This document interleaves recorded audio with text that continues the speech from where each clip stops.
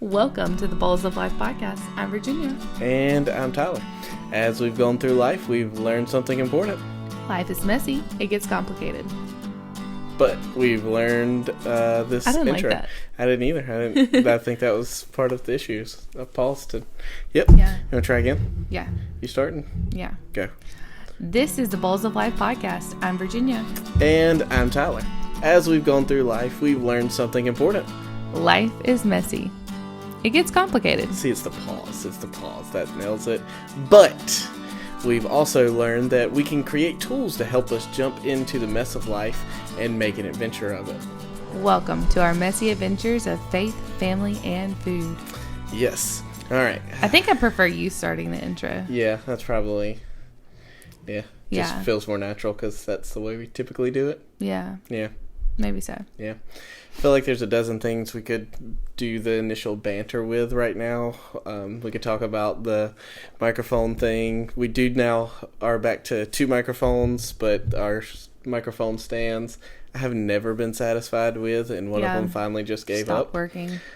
Yeah. So that's a deal. But this is the one that's been in my head for like all week, right? Oh. Okay, so here's one that's been in my head Okay. all week. Do you want to know something really ironic? Yeah. Okay, so our whole thing, Bowls of Life, is about making an adventure out of a messy life, right? Right. Yeah. What do we do before we podcast?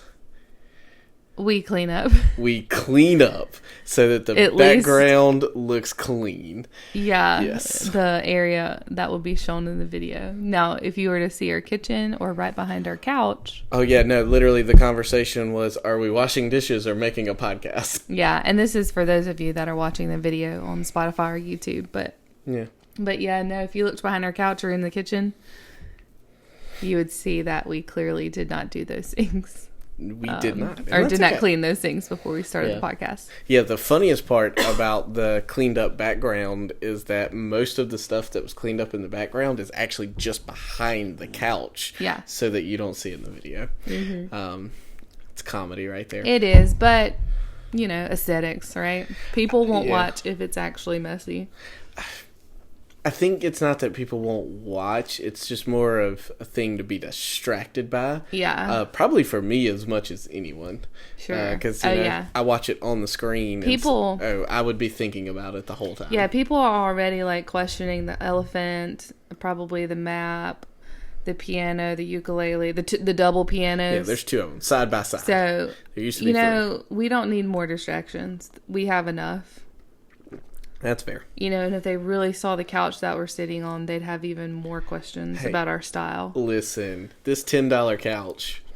What was it your granny paid? Like $10, It's like $20, $75. $75. It came out of a Methodist church, like foyer Office, area, something like that. So it's like 1,000 years old, but no one ever sat on it. perfect so condition. It's basically brand new when we got it. Yeah. Now our kids treat it like a jungle gym, but it's okay. That's what it's for. Yeah, it's Now. good. What are we talking about? We're talking about the next chapter in our book, Habits of the Household by Justin Whitmel Early. And I like to do that just to rub it in your face. Hey, it's not that I can't say it. I just don't feel confident saying it. Anyways, the chapter called Discipline as Discipleship in the Story of God. So this is going to be an interesting conversation because, man, discipline with children is a hot topic, I feel like, and has lots of like polar views. Polar opposites. Polar opposites, yeah, Yeah. when it comes to like views and perspectives and beliefs and all that kind of stuff. But I think he did a really great job. I think probably the biggest just bottom line takeaway of the whole chapter is what makes discipline difficult is just the simple fact that discipline doesn't happen at convenient moments. Yeah. Disciplining your kids is really specifically what we mean. Disciplining your kids is always an interruption in what you want to be doing in that moment. And Yeah. I think that's probably the biggest takeaway is being able to say that out loud. Yeah. Because never had I ever thought about that or even having read this book once previously, had completely forgotten that concept of this chapter. And it's just like, man, there's this massive reason why we hate disciplining or dealing with the whole thing, is because our kid just spilled something at the table and we were trying to have a conversation about, the day. Or, man, we're in Walmart and our kid's throwing down because they really want to be on the candy aisle and they saw something there, and we're just trying to get through Walmart so that we can hurriedly get them on to wherever we were going, because Walmart wasn't even the plan, but we realized we literally had no diapers for our kids and had to swing through to grab some diapers or whatever. Yeah, and we always talk about slowing down our pace and not being hurried. I say we do, we do. Yeah. We read a lot of that kind of stuff too, but I think it's funny that God gave us children basically to disciple us in slowing down and not rushing through things or trying to be in control of everything. That actually reminds me of the quote by somebody, but I believe John Mark Comer at one point is the one who is where I heard it from, but about how your children are like the monastic bells and the monks. That's Tish Harrison Warren. Okay, yeah. So the bells stop the monks wherever they are, whenever they go off, for the monks to stop and pray or to come and do whatever it is they're supposed to be called to do at that time. Yes, it's prayer. Yeah, which is prayer, I think. Yeah. So every time our child calls our name or needs our attention, it's kind of like a monastic bell reminding us to stop and pray and to do the thing that you were called to do, which is disciple your child. And so a good kind of reminder, I think, as we go into this chapter. Yeah. Fun fact, the monks created the clock so that they could chime the hours of prayer. Yeah? Yeah. Just random fun facts. There you go. Yeah. One of the things he says in the chapter is moments of discipline are hard because there's a wide gap between what I want and what my kid needs. Yeah. So I want you to hurry up and get in the car and get our seatbelts buckled, but you need to learn how to buckle your own seatbelt. Oh my gosh, Luna. Or tie your own shoe, might be a better example. I want to get your shoes on and let's go, but you actually need to stop and learn how to tie your shoe and practice. Mm-hmm. That's how you learn. So yeah, he kind of categorized it as, I want control of this situation. Like, I've got a plan, whether it's a true plan or I just have a general idea of how this moment's meant to be going. I want to be in control of what's happening right now, and whatever it is you've done that I now need to pause and there has to be some kind of interaction happening has removed control from me. Yes. And so I want control in this moment, but what does my kid need? Well, my kid needs my loving and engaged person to then discipline them, not just in the negative sense of the word discipline, but to help them build the ability to do whatever this is. Yeah, and so let's bring a good point that I wanted to talk about. Is when we hear the word discipline, I think we automatically go to this negative part of our brain where it's like, oh yeah, that's where you get punished or you get, spanked or whatever. I feel weird saying that, but you get that. Some sort of negative connotation with the word discipline. But, discipline is how would you, I would say it's a teaching moment. Mm-hmm. It's about teaching. It's about learning. It's about, taking the time to stop and do those things. Yeah. Teach and learn. Yeah. If we were using it in the, I've become disciplined sense, I've become disciplined in pausing first thing in the morning for prayer, referencing back 2 episodes ago. In that, we're not saying I have had to be beat to do a thing.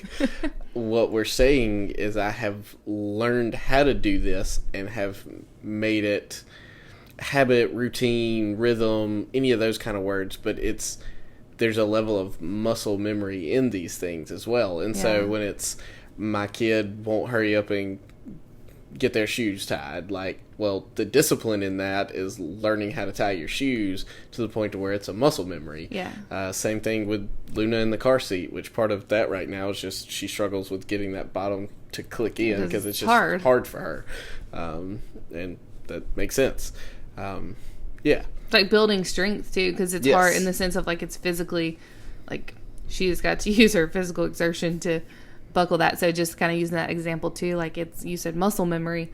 I mean, it is, like, literally strengthening you muscle-wise or even brain-wise, emotionally, to do these things. So when we talk about disciplining our children, I think it's very important that we stop and really think about what our core belief is of what discipline is, what we believe discipline is, and maybe even work to unlearn some things. Or because I know I had to. There was a time I went through relearning the word discipline through the eyes of being a disciple of Jesus. And it was, so that's kind of where I landed. So I wanted to talk about that because a listener may be like automatically thinking negative when they hear the word discipline. Yep.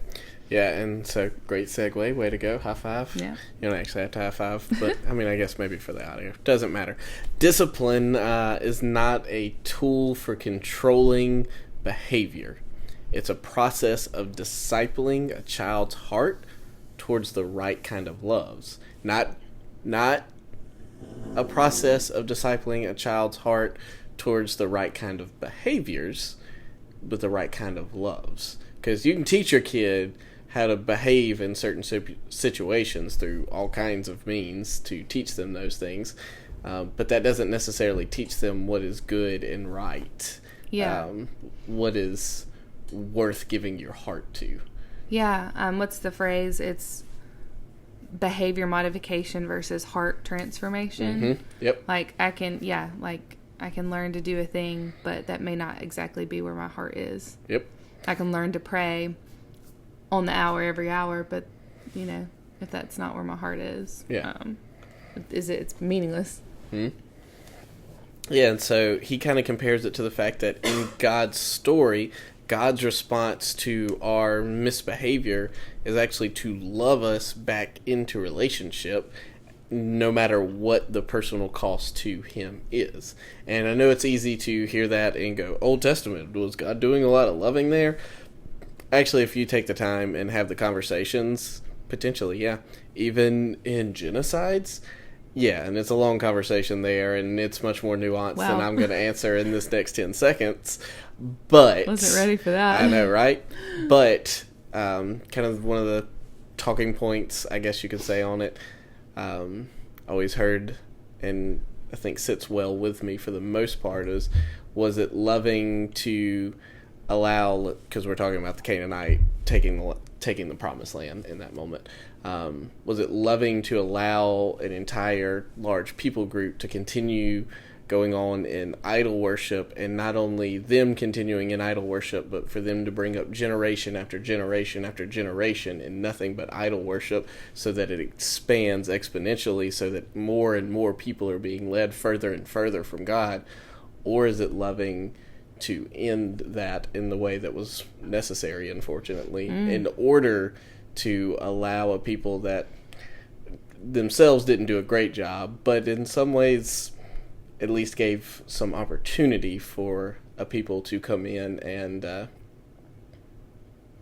point people towards the loving God. That was all kinds of off the cuff, and so don't take me to court over all the little things I said there. That's good, though. I mean, God continually shows his love for us, and I think that what the author here in this book is reminding us of as parents is how we are to love as best as we can, love our children the way that God loves us. So in their misbehavior or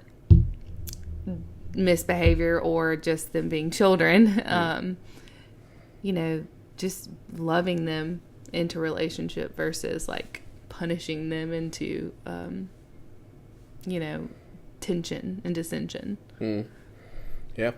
And so Justin walks us through this and continually bringing back to God's story and this ability to love us back into it, where ultimately the entire story of the Bible is shaped by discipline, because God's discipline is the process of creating disciples. It's discipline, when done properly, is discipleship. And we as parents are discipling our children. We are making disciples. Yes. We are discipling them towards something. Something. It may not be a disciple of Jesus, but we are discipling them in something through our discipline. Yeah. Parenting done in love is ultimately about discipling our children through discipline. It's not a means of controlling their behavior to get our convenience, to regain whatever in this moment that we feel like they have interrupted, but it's a means of stewarding our kids' hearts towards the loving God. It's ultimately our highest calling, and it's the hardest thing we'll ever do as parents. Yeah, I love how he talks about how discipline is not a means of controlling behavior. Like, because that is, I think, our instinct. Oh, gosh, yes. I've got to pause because I've got to get something to drink. So, yeah, you were saying our instinct is to just kind of, like, take control and do the thing and all the frustrations. So, he kind of talks about the fact that our instincts are good in the sense of your kid's running out into the road and there's a car coming. Mm-hmm. Your instinct is to go and get your kid. Yeah, grab the kid. Get him out of the road quickly as possible. And that's great. But when it comes to discipline, a lot of times our instincts are actually problematic. Yeah, because we want to be in control. Our instinct is to yell or to get really aggressive, make sure you come across as authoritative and like in control, and you're the one with power. Like, I think that's what we instinctually do. Oh gosh, yeah, I absolutely want to be in charge of the situation and despise when I feel like everything is going my kid's way, in the sense that their throwdown in this moment is ultimately leading to them getting exactly what they wanted. And, I can't. I don't handle that well. Yeah. Or not in ways that I like anyway. Yeah. But yeah, and so he leans into a bunch of different problematic instincts, and we won't run through all of them, but just kind of thinking through the list, were there any of them that stood out to you as maybe they felt natural to you? Like, you're like, oh yeah, no, I struggle with that. Oh gosh. Yeah. So they're doing this on purpose. Yeah. As if like they planned to ruin my moment or my day by doing whatever it is they're doing, I'm trying to think of an example, but like, we ask the question, why are you doing this? Why, what is going on in your tiny little head? Why are you doing this? And that's not the right question to be asking. And they're not trying to give you a hard time. They're really not. Right. Now, I'm not saying that that's 100% true all the time, but for the most part, at a certain young age, younger for sure. They don't understand how to manipulate. They don't understand that yet in their brain, so they're not purposely trying to do that. It may come across that way. They may be testing the boundaries. They may be trying to be little scientists and figure out what is going to happen if I do this, but they're not just giving us a hard time on purpose. But they probably are having a hard time on their own. So they're doing this on purpose. And then that's where anger is, and as Justin says, anger gets directed at them. So that one, yeah. Okay, so just to go to the other end of the spectrum, because I appreciate that he did that in this list of problematic instincts, there's nothing wrong, they meant the best, or they just misunderstood and they can be reasoned with. Well, there's nothing wrong and they meant the best. Like, I mean, there can be some moments where maybe they did mean the best, but that doesn't mean there's nothing wrong. Like, just because they meant well doesn't mean there's not something here that we don't need to talk about and get redirected on the right course. And the other side of like, well, they misunderstood, so like they can be reasoned with. The problem here is education. Let me explain to them what all they misunderstood. Well, especially again on the younger side, because we have younger kids, and that's where our primary experience is. Like, in that moment, my kid doesn't need a lot of talking to or a lecture. Have I lectured my kid while they sat there and cried? Absolutely, I have. Will I do it again soon? Most likely. But is that what my kid needs? No. I mean, even teenagers. Yes. He talks about this in the book.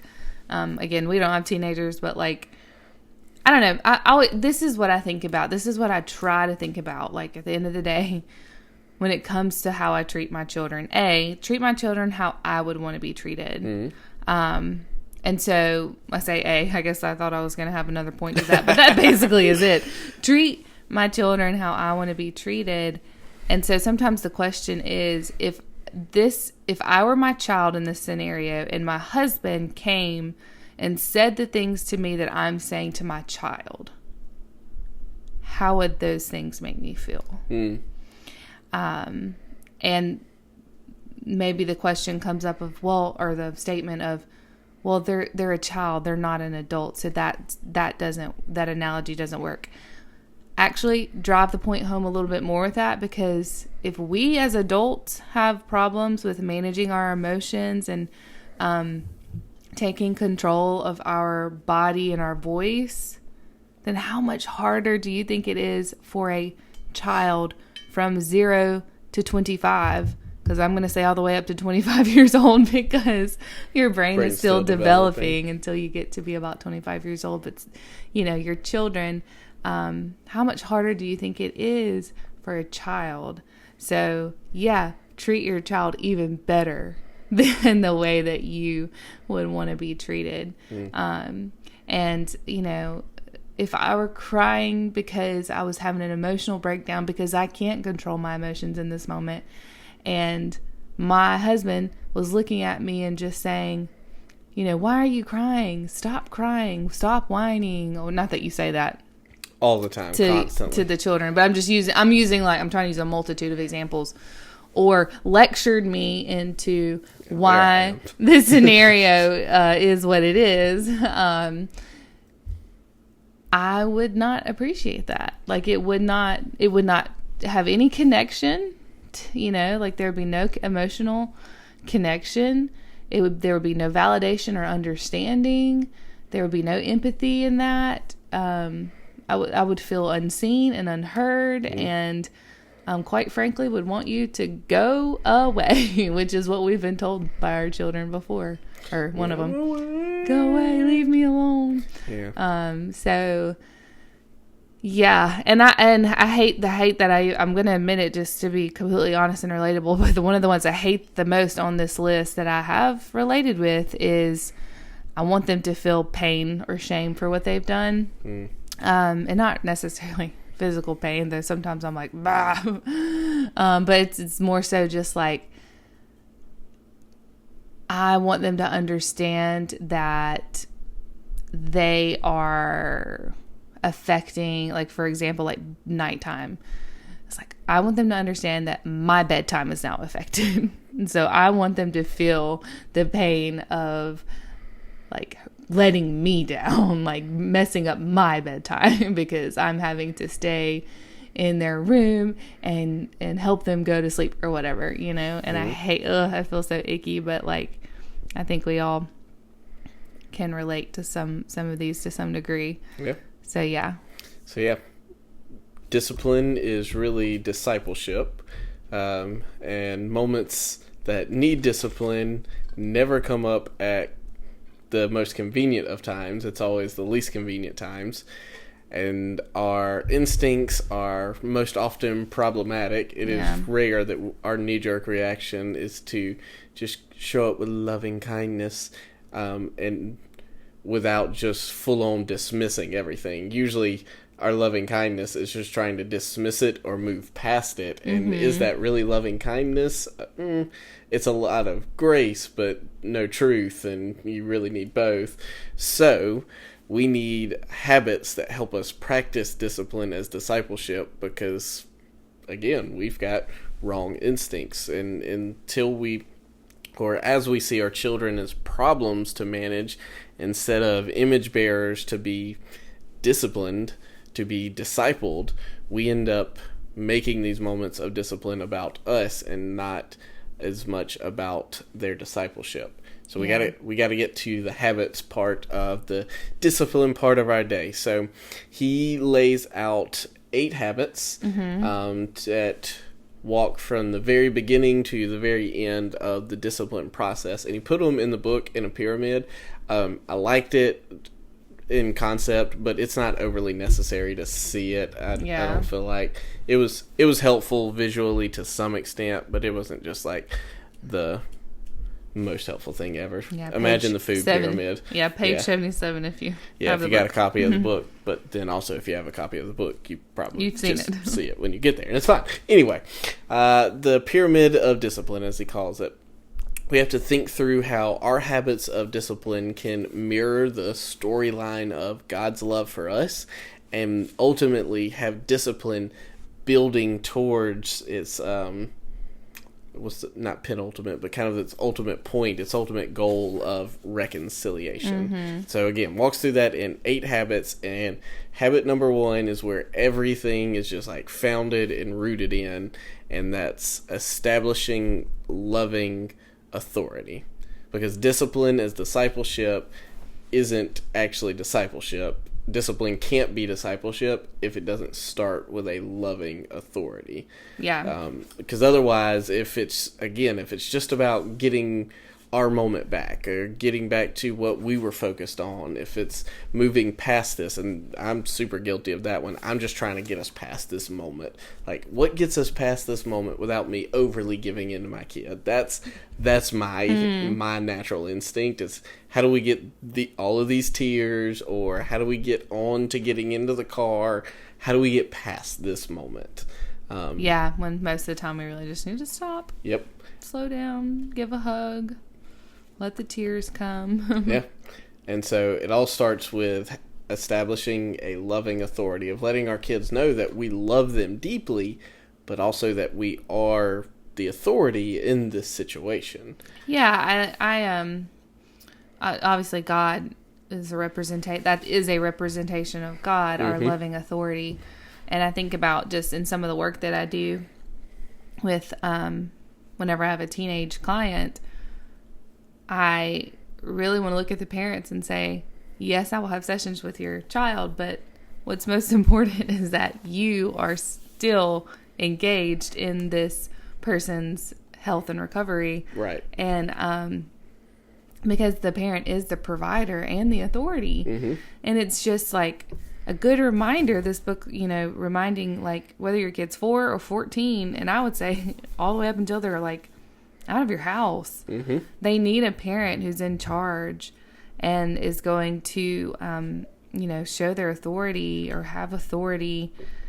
And that word can be negative too, authority. And so I think just seeing it as, when he says the greatest harm any of us can do to ourselves and others is to seek a world without limits or authority. And so obviously we think like speed limits, like we have those for a reason, for our safety. We have authority, we have limits for our safety. It's freedom in the boundaries. And so authority is not necessarily about being authoritative.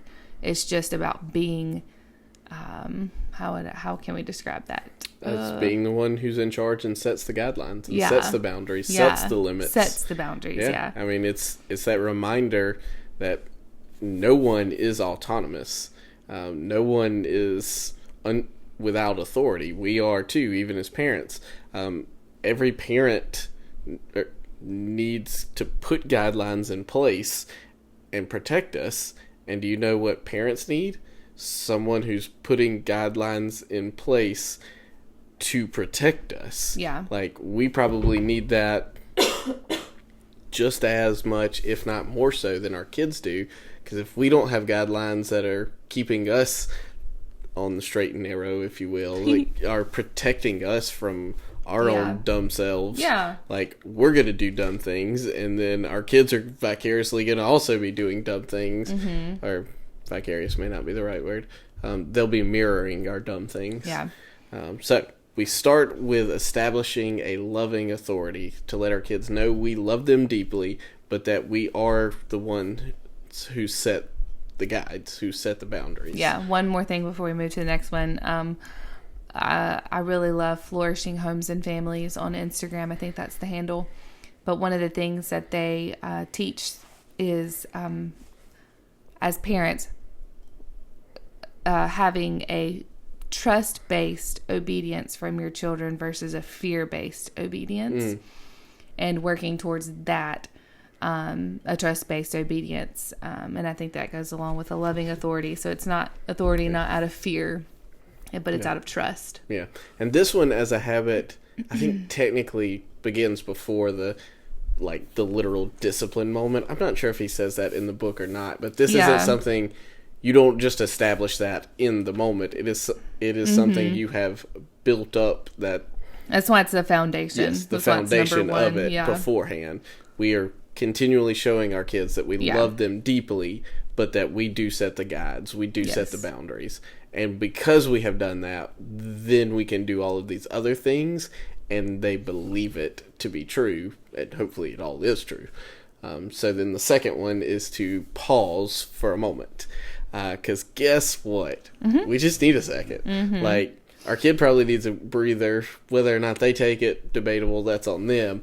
But we need a breather, because I'm really ready to punch one of these kids right in the face. I mean, I was calling on you tonight to let you have a breather. I don't think you heard me maybe the first time, but I kind of did, but in that moment, it was just like, no, this just has to get done. And it's taking control of the situation. Yeah, you were in a power struggle and you didn't want to let go. I did not. And I was like, Tyler, come here.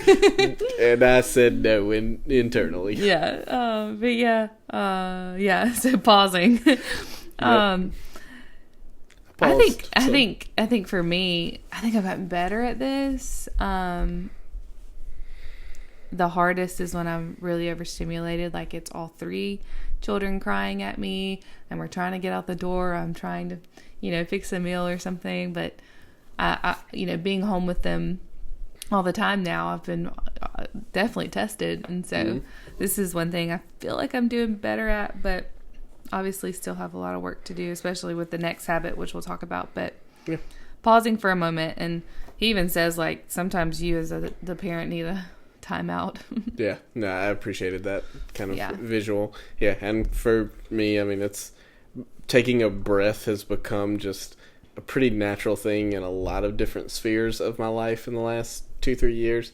There's neurobiology stuff behind it that I don't know or understand, but apparently there's something about literally breathing in, and I like the metaphor, if you will, of you're breathing in the thing you need, the pure oxygen that kind of it cleanses you and it heals you and gives you life, if you will, but then you're breathing out the toxic carbon dioxide that if you were just trapped with all of that, you'd die. And so something about that breath moment. I saw a video today that one of my good friends from childhood shared, and it was a clip, so I don't know the whole background or even historical context of this, but he was talking about the word or the name of God, Yahweh. It's written without vowels, and he was like, "Well, how do you pronounce that?" And he said, "I'm going to butcher it," but he was saying that it was like Yahweh. It was like taking a breath. That the first breath you have. The first breath you took when you came into this world, and the last thing you will do before you die is take a breath. And in every breath that you take is saying the name of the Lord. And I can't remember what all he said, and it was just a short little clip, but it was just a really cool reminder that even in our breath, we are calling out the name of the Lord. And there's probably some more, I like it. Literal things that go with that, but that was just really nice. And so it's like when you're taking a breath, you are pausing and calling on the Lord, like, Yahweh. Yep. Which naturally plays into the third habit, which is pray and talk to yourself, because we aren't just dealing with our kids being discipled in these moments. God is discipling us too. Yeah. I mean, ultimately, our hearts need to be led to a good place, because if our hearts aren't in a good place, we can't lead our kids' hearts to where they need to be. I like he kind of uses this phrase a few times. I think this is the first spot he used it in the chapter, but he keeps using it a lot after it, that words lead the heart. Words lead the heart. And so we as parents, in order to use words to lead our kids' hearts, we first need the words of God through prayer and the scripture that has just been ingrained in us in various ways. That's why we start the day with scripture, to lead our heart before we can start to address whatever this situation is. Yeah. My brain just shut down, sorry. Oh, good. Oh, we're going to edit this pause out because now I'm awkwardly not able to remember what I was going to say. Pausing to pray. Oh. Yeah, so one of the things that I've heard people do is like stop and pray with your child. So more than just like what he talks about is just like stopping and praying, and talking to yourself, just actually like stopping, praying, asking your child like, okay, we're going to pray right now for this situation. And I think that sets up a really good example for doing those things, because they may not necessarily see you pray if you're doing it like inside your head. Yeah.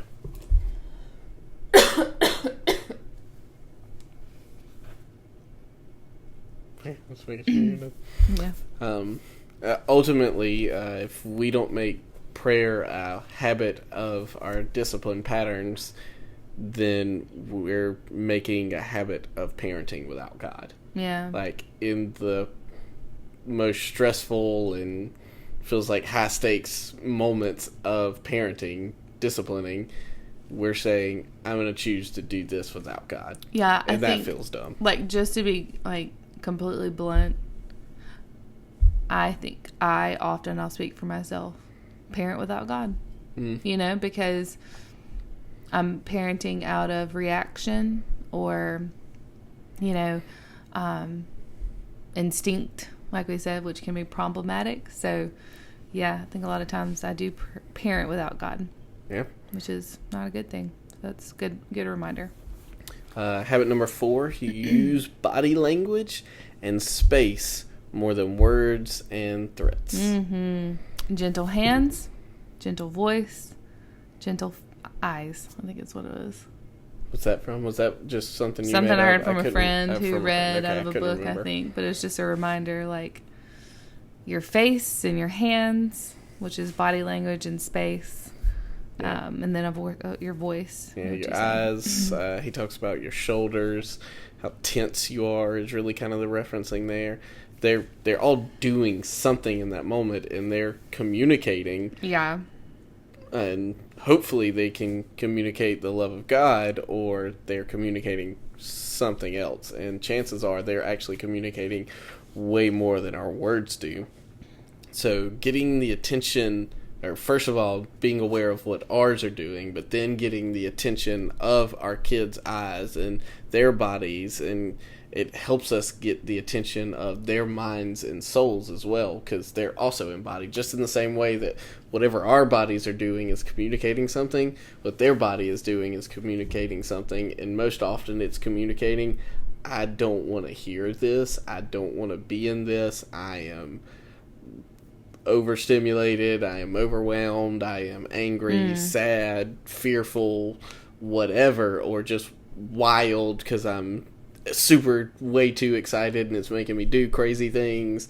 Whatever it is that their body's communicating that in that moment, we want our body to communicate something, and try to get them to mirror it in some ways. Yeah. He doesn't necessarily say that, but I think there's a level of that where we're trying to go, hey, look at what my body is doing, and let's try to get on the same space. It's that idea of sharing the calm. Mm-hmm. It's I have enough regulation in this moment to share it with my child and our children, because they are emotionally dysregulated or still learning how to regulate their emotions, or even just manage and control their bodies and their behaviors when they are having emotions and big feelings. Us as adults and parents need to do the work so that we can also regulate and manage our emotions, so that we can share that calm with our children, so that in the moment of, big emotions, big feelings, that we can, it's almost like we're sharing the burden with them, mm-hmm. but we're also, like, we're taking the burden from them, but we're sharing the calm with them. And I don't know if that's necessarily what he meant there either.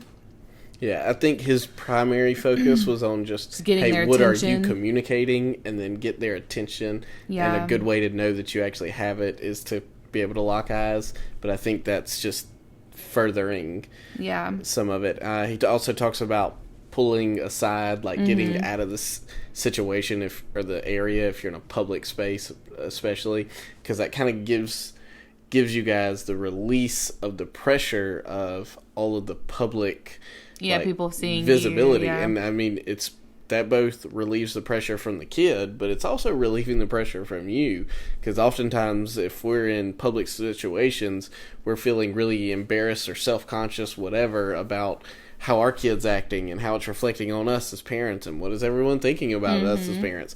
Not that I've ever been there. I've definitely never felt that way or anything. That's a joke. But yeah, getting out of that situation or that space kind of to a private area, so that neither one of you is having to carry that burden of what is everyone around me thinking right now. Yeah. I mean, you may still have a level of, well, now we're out of sight and now everybody's over there talking about us. I mean, maybe, but probably not. You don't have to carry quite as much being away from them. Yeah, and I think it just protects your child too from, mm-hmm. Embarrassment or anything like that. Yeah. And he talks about how, like, you likely parent a little different in front of people, whereas at home you might say, no, we don't talk like that. But in, like, public, you might say, sweetie, are we supposed to say that? And how your kids can figure that out really quickly. But on the other hand, I will say this. I read something recently that was like, you know how sometimes you parent better when you're with other people? You're more calm, or you're less likely to react in an aggressive way. That was the point it was making. And I was like, yeah, that's actually a good point. And then they were saying that it's because, we just do better in community. Absolutely. Because we have accountability, and you have a village, in that kind of mindset too. Everybody's kind of helping each other out. But I think there is a level, depending on who you're with, it might actually be a good thing to be in, kind of doing some things in front of your close friends, if it feels safe and feels, like it's helping you not react. Yeah, I think his main point was more around your kids can see the inconsistency. Yes, and either one, they know where situations they can get away with more and what situations they can't, which isn't great. Or the other, you're so inconsistent that they don't know what to expect from you, and that can be fear-inducing. Yeah, I think that was more the direction. Not that he says those things, but that was the way I read it. No, anyway. that's absolutely yeah. And kind of ultimately lands in on just saying, like, if you're fully present with your kid, both, like, visibly with your body, with your eyes, with the words you speak, even though you've been interrupted, even though this was an unexpected moment, like, if you'll be fully present with them, they tend to be more fully present with you as well. And again, it's just building that long-term consistency in some of this stuff as well, of, like, letting them know, hey, even though neither one of us wanted to be in this situation right now, like, I am stopping and I am being here with you in this. Neither one of us want to be here, but I am here fully with you. It shows that you are with them. You know how we'll say, like, I'm with you, you're not alone, we are here. That's where your actions show more than your words do. And I mean, get down on their level too, especially when you have littles. Like, get beside them on their level. Yeah. Number 5, be relentless in seeking understanding. So what we hope to do as parents is help our children understand their own hearts so that they can experience heart-level repentance and change. And kind of what he's getting at here is not just, I want to know what happened. Like, do I want to know that one of our kids just hit another one with a spoon? Yes, I would like to know what happened there. Yes, that is a real situation that happened here in this home. But that's not really the main purpose of trying to seek understanding in this specific habit. It's less about, I want to know what happened, and it's more about understanding why you made these decisions. And again, it's still not even for me to understand why. It's to help you learn how to process your own thoughts and emotions. Yeah, to help the child learn. Yes, yeah. Yes. Yeah, help the child learn how to understand themselves. Like, what is going on? Yeah. Why did I do that? How am I going to think before I act next time? Right. So one of the ways that he says to do this is to ask questions. 1, what did you do? 2, what did you think would happen? And 3, what did you want the other person to feel? And actually, reading this yesterday, it came up in a moment today. Ezra and Luna were in the kitchen, and I was not looking at them. And next thing I know, one of them is crying. Ezra was crying, and Luna was going, I'm sorry. I didn't mean to. I did this. And, like, she told me what she did. And he had grabbed the milk carton off the counter, and the empty one, and he was like, I guess about to drink it, so he put it up to his mouth. It was empty, and I think what she did was, like, she smacked the bottom of it. Okay. And he was bleeding. Yep. And is that why there's a little spot on his mouth? I think so. Yeah. No idea. I saw that earlier. I was like, what happened there? And so she was immediately, like, frightened. She did not mean to hurt him. She even was like, I did that. I didn't mean to. Oh, it's bleeding. There's blood, Mama. And I kind of was like, Luna, what happened? And then I was like, okay, wait a second. And I said, okay, what happened? And she said, I did this. And I was like, did you mean to hurt him? Which I know is a little bit more leading, but I was like, did you mean to hurt him? And she said, no. And I said, okay. And then that was it. That was fine. Like, we didn't have to talk about it anymore. I checked on him. I mean, I'd already checked on him. He was okay.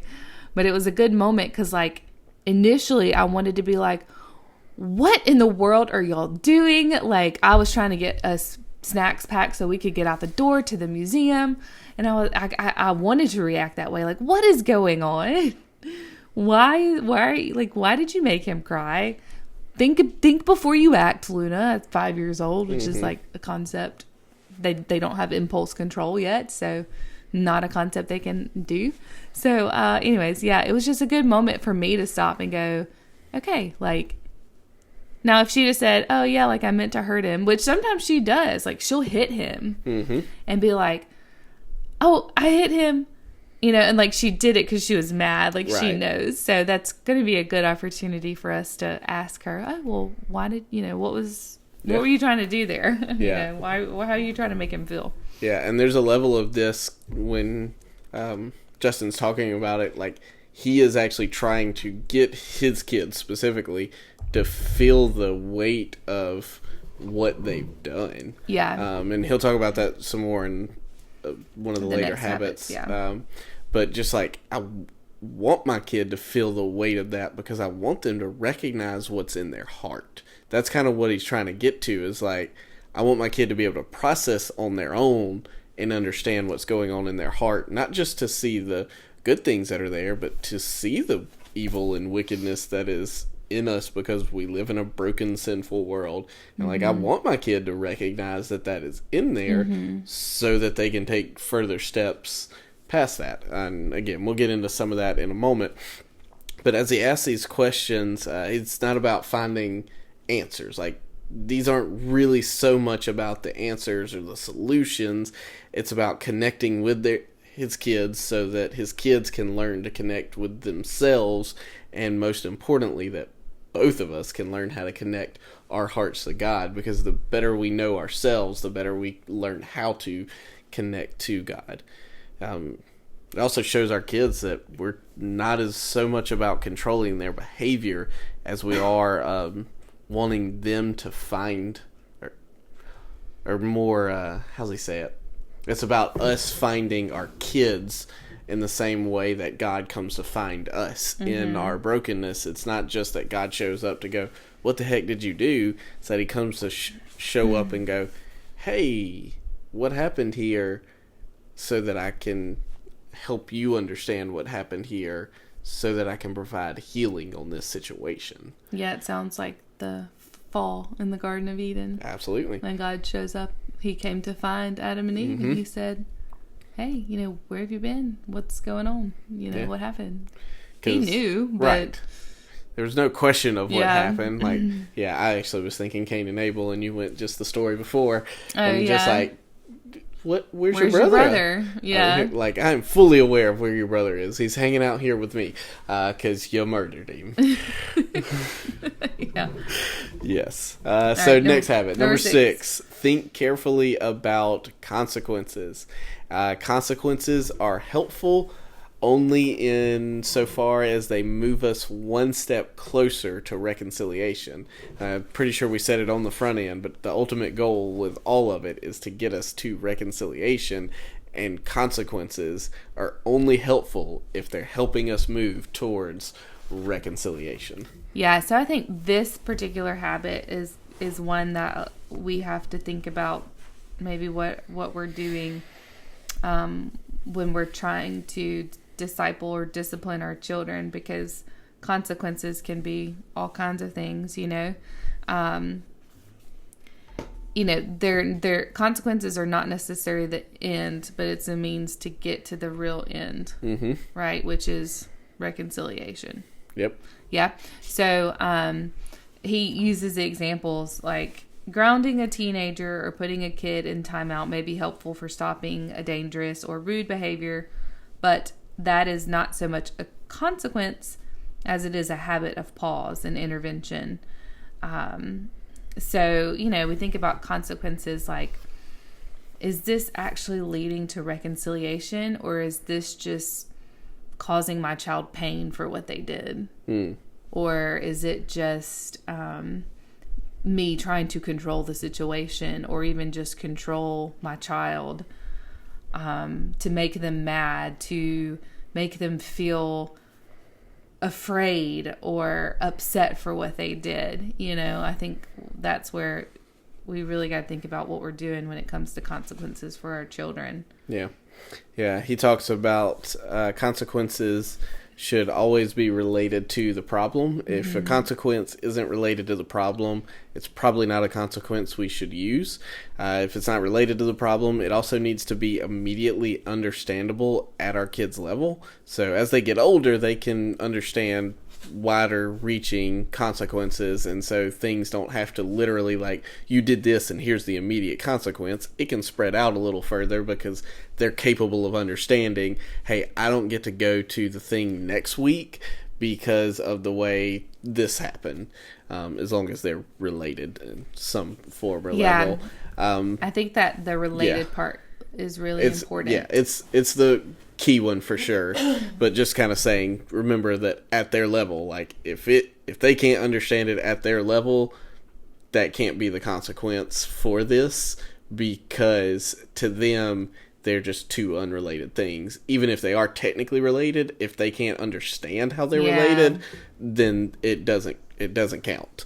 And it also needs to be a helpful consequence. Like, I'm trying to remember what he kind of leaned into on the helpful part of it, but helpful in the sense of, again, it's moving us towards something else. It's not just punishment for the sake of being punished. Yeah.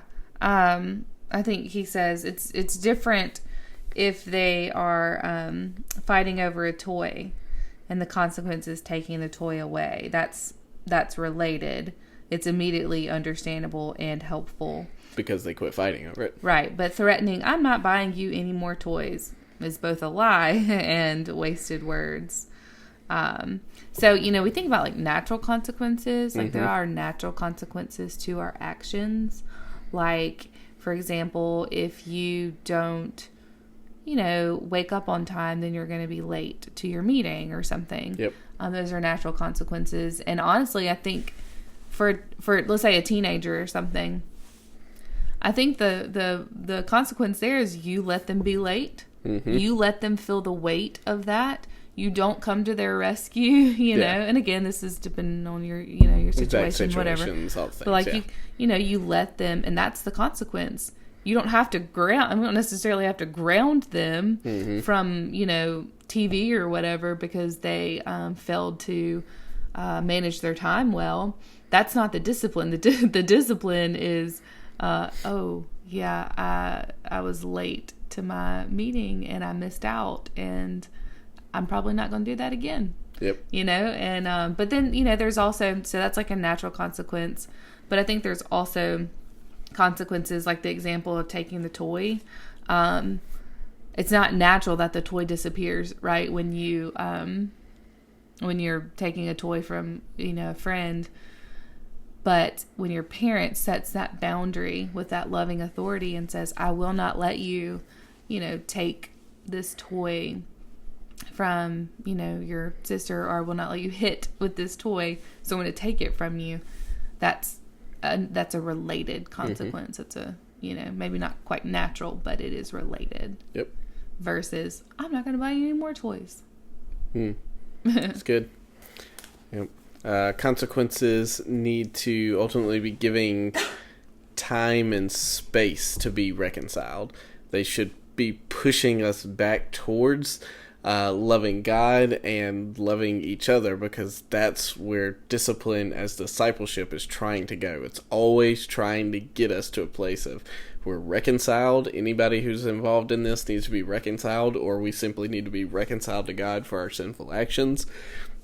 And also, we're trying to get towards loving God more. Like, why have a situation if we're not going to use that in some way to help form us into someone who is a follower of Jesus a little better, a little closer, whatever. Yeah, words failed me slightly there. Number 7, insist on apologies as confession. And so when I first read that, it took me a minute to fully understand how he was using some of these words together. I don't know, it may not have hit you that way. No. But just there was something about it that took me a minute to understand what his title was saying. Where he's essentially saying, make your kids confess as they're apologizing. Confess what they did as they're apologizing. I'm sorry for doing X, Y, and Z. Yeah.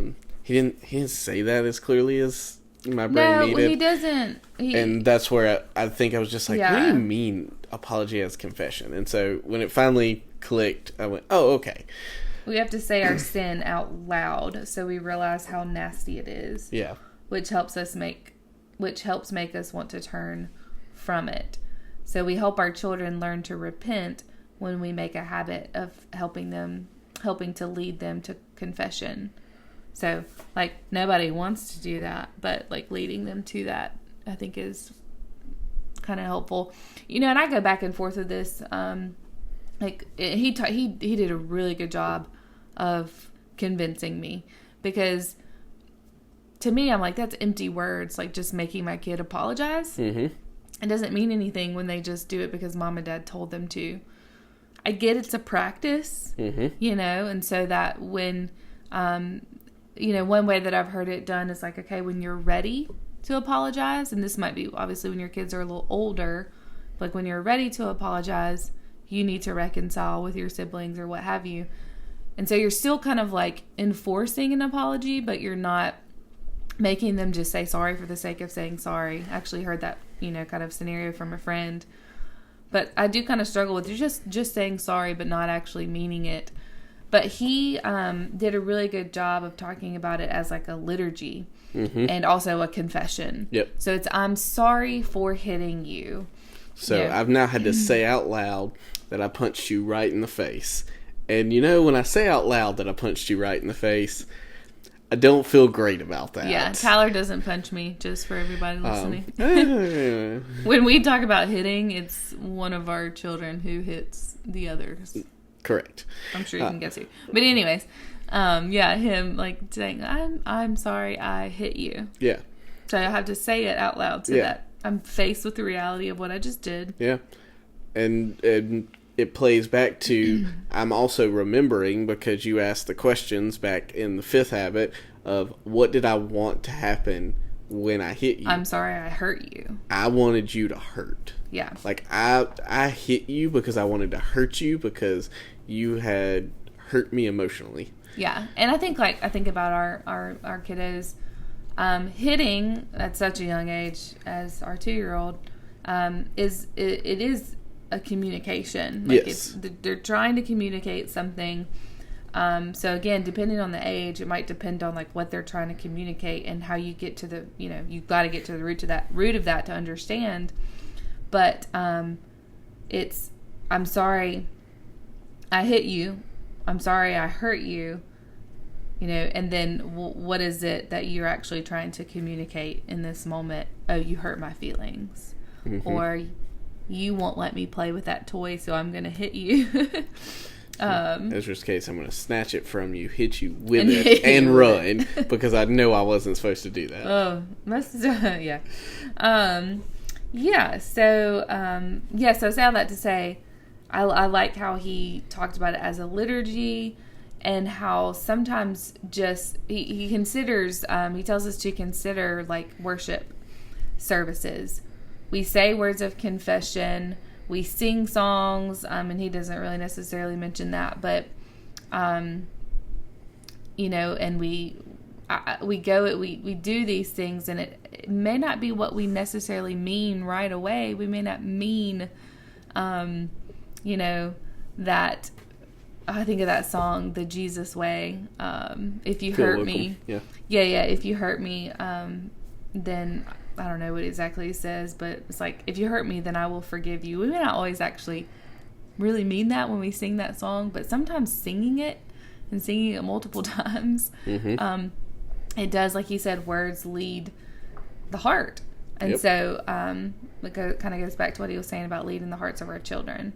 So anyways, say all that to say, I really like that he brought it around to it being confession and like leading the heart to confession and repentance of sin. So he says apologizing or confessing, either way, is a way of saying the things we desperately don't want to say right now, so that we can begin to mean the things we desperately want to mean down the road. Like, we're looking at somebody to say what we don't mean as if we do mean it, and oftentimes we'll then start to mean it. Yeah. The words and the actions change us because we are acting in cooperation with grace. Like, we're acting out this right now, even though I don't fully mean it. I'm acting it out. Another one is like just showing up for reading your Bible or praying or whatever at the same time every day. Like, there are plenty of times we don't want to do that and be dealing with it or whatever, but we do it on the days we don't want to, so that it's a habit we are able to do on days that we actually do.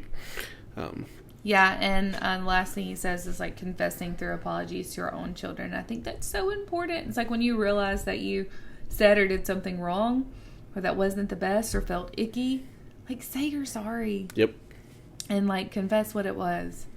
I think that is the best way to repair and to model, for your children, by apologizing. Yes. 8th and final of the habits is always end in reconciliation.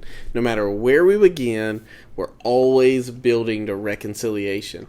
And by acting like we're sorry, by acting like we are reconciled to one another, we're actually cultivating the desire to repent and be reconciled. So he talks very specifically with his family, with their kids. They have to smile, and it's a brother's hug. Brother's hug. Yes, thank you. Yeah. So he makes them hug, and they have to smile before. They both have to smile before the hug ends. It doesn't matter if it's a real smile. It doesn't matter like if they have to hit a ticklish spot to get one of them to smile.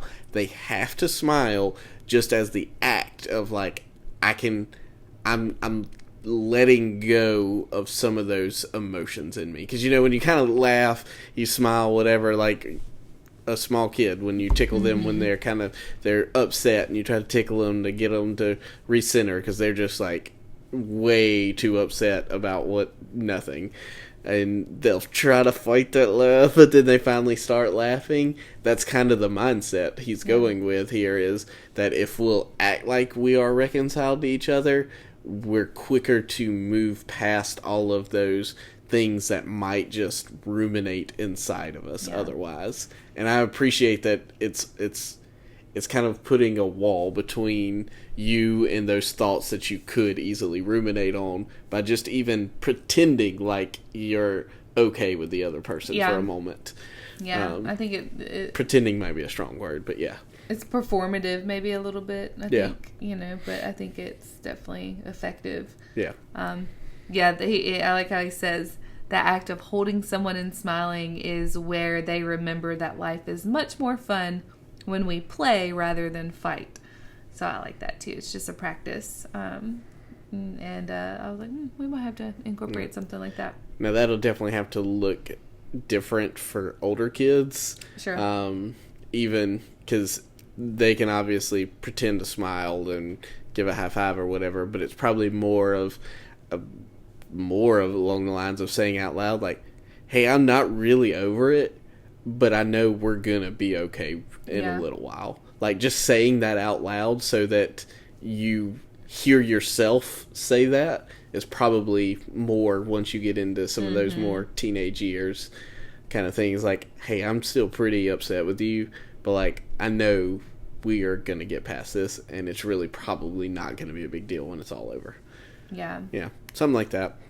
Yeah, and it kind of says it's hard to berate your child when you know that the both of you are going to have a hug and smile when it's all over. Yes, because that's the other part of it, is you as the parent are also supposed to be involved in this. Like, if it's a disrespect or they're done the opposite of what you told them to do, okay, it's not them having to be reconciled to each other. It's they've now got to be reconciled to you and you to them because they've disobeyed what you told them to do or a rule that they knew not to break. So now the reconciliation has to happen between the two of you, which means you got to hug and smile. Yeah. And can you hug and smile right after you just got done yelling at them? Yeah. Not well. Yeah. And he says, like, if you can't get to the place where you can smile or laugh at the end of like a cycle of discipline, then you probably have been too harsh, or you probably disciplined out of anger and not love. And he says, like, he's using the word like I've probably been too harsh. I know I've probably disciplined out of anger and not love. And so it's just like if we can't reconcile, then we might need to reconsider how we handled it, what we did. So yeah, I like this. Reconciliation provides an anchor weight that helps make sure I end in the right place. Yep. One of the things I kind of appreciate about the pyramid was that loving authority was at the base, and then steps 2 through 6 are actually all side by side, because in a lot of ways they're all happening at the same time. Because we've just talked about 8 different habits, and that sounds like a lot. And let's be honest, especially if whatever discipline moment this is interrupted something that was going on. Are like, you going through all 8 of them? Can you just sit there? Like, discipline moments are usually short, but if we hold on to those moments until we get to a reconciliation kind of even act, and if we can hold on to that, man, we're preventing a lot of down the road things. Even if down the road is 10 minutes from now or 30 minutes from now of still having all the feelings and everybody doing all the things and in the car mad and pouting and throwing and doing all the things. Like, even if we can just this little bitty moment have done a lot of these things start to happen just on top of each other, especially as we practice them more and more, and we get to that reconciliation, even just act, we're stopping all the ruminating. We're stopping a lot of the feelings of just holding on to everything, and we're able to then proceed forward a lot quicker and a lot more smoother than if we just yell at our kid, tell them to do what we said. They're now in tears. We throw them in the car seat. We buckle them in, and we make the 30-minute drive, and we get there, and we're all still pretty ticked at each other. Yeah, and we never reconciled. Yeah. Because, like, by the time you get to wherever you're going and get back home later, like, yep, you've moved on from that. And not that every single moment has to be a huge reconciliation thing. I think it's just getting to the end of it, we can look at each other and smile. The lens that we have. And like, hey, we're looking at each other. Both of us have apologized / confessed, and now we're able to look at each other and smile or say, hey, we're going to be okay, and then go past it. Yeah. Instead of we just threw it all together, we moved on, and maybe we're not thinking about it, but we've never really dealt with any of the underlying things. Yeah. And so what we've taught our kids is really what's most important is getting to church on time, not actually being reconciled to each other and talking about what was going on below the surface or anything like that. Yeah, it's not the kingdom of God. Yeah. Yeah. Discipleship is a slow process. Discipline as discipleship is a slow process. This does, while we're saying, hey, it can still happen in a fairly short moment, doing this does require more time. Mm-hmm. Like, it just does. There is no way around that. Like, it can be shortish, but you're going to have to spend more time doing this than what our knee-jerk reactions are. 99.9% of the time, unless your knee-jerk reaction is to lecture for the next 10 minutes. Maybe not, but otherwise, it's going to take more time. But that's okay. Like, it requires a confession because it's reminding us of the weight of our sinful reality that we live in. And so we need confession.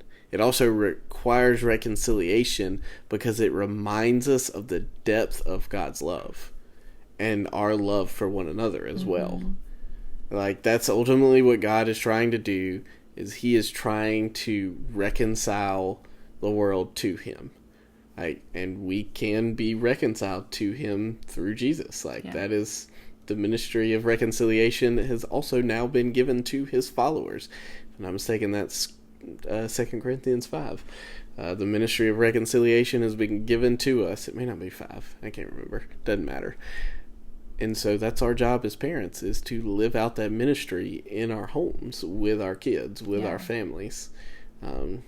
These same exact steps also not only belong between us and our kids, they probably belong between us as spouses as well. Some of it will look a little different for sure, but the confession and reconciliation portion, definitely for sure. Important, yeah. Our reminder at the end of the book, or the end of the chapter. As it always says, we always need the reminder of grace. God's love inspires our action, but our action does not inspire God's love. Our family habits will not change God's love for us, but God's love for us should change our family habits. It's good. I know that was a long chapter, long discussion, but it's really good. Yeah. So, as he said early in the chapter, discipline as discipleship is our heaviest and highest calling as parents. It's hard. Yeah, and therefore it requires much conversation, much more than our hour and 15-ish minutes here has covered. Yeah, frankly. So here's something easy for you, a recipe. Yay, recipes. Yeah, I love this recipe because I discovered it and it's go-to now. But just get some chicken tenderloins and get you a cast iron skillet because I promise you. By the way, pause. All my life, I did not understand chicken tenders. It's just literally the shortening of tenderloins. No one taught me that. It blew my mind when I learned that within the last year. Yes. Anyway, keep going. Anyways, so get you some chicken tenderloins or, slice up some chicken breasts. But cast iron skillet is pretty important, but if you don't have one, you can make it work. Heat up your skillet, put some butter in that skillet, some real butter, salted preferred, and get you some Cavender's seasoning. It is the best. And season those tenderloins real good. Throw them in the pan. Make sure it's hot enough that it's going to sizzle. And then let it cook on one side for a little bit. Flip them over. Cook on the other side. Make sure you're seasoning both sides. So yummy. It's got to be brown. Get a little brown crispy on the outside of that chicken. It is so yummy. It's I think it's a really favorite around here. It's a go-to around here. The kids like it, so that makes it easy. And you can put whatever sides you want with that. And that just makes for an easy meal. Super easy to cook, but make sure you have Cavender's and butter. And it will be good. I love it. All right. Well, thanks for being here. Here's what you can do for us. Make sure you give this podcast a like, a rating, a review, a comment, a subscription. And by subscription, I just mean subscribe so that you get notified every week when new ones drop. And share the podcast with anybody and everybody that you know, whether you think they'll like it or not. Just go ahead and tell them to give it a listen. Even if they only listen once, we'll take their download. It'll be great. Yeah, head on over to our website, bowlsoflife.com, to check out our resources. Those resources are designed to help you make an adventure of faith, family, and food. And while you're there, you can consider becoming a supporter of Bowls of Life by giving a one-time gift or becoming a monthly supporter. We even tiered all of those monthly supporters using not flower, tree language. So there's like a seed and a sapling and then a sprout and a tree. I think there's a forest and a rainforest to go real dramatic. So just to help us keep doing what we're doing here. Absolutely. Yeah. So thanks for joining us on this journey of a messy adventure in faith, family, and food.